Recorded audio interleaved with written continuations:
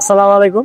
আমি বিগত 3 বছর বাইরে ছিলাম, বাইরের থেকে আসছি। বাইরেটা ইনকাম করতে পারি নাই, মার খেয়েছি। তারপরে বাংলাদেশ আসছি, আসার পরে আমি গাড়ি নিলাম, পিক আপ নিলাম। পিক আপ নেওয়ার পরে তারপরে দেখলাম আমি টিপ পাই না। তো টিপ পাই না পরে আমি একজনের থেকে শুনলাম লালাবাবু মুখ চালু করলে তাহলে টিপ পাওয়া যায়। তো আমি লালাবাবু অফিসে গেলাম, লালাবাবু অফিস থেকে আমি অ্যাপ চালু করে আনলাম। তো চালু করে আনার পরে তো জুন মাসে আমি 55,000 টাকা ইনকাম করছি। মে মাসে আমি 77,000 টাকার উপরে ইনকাম করছি।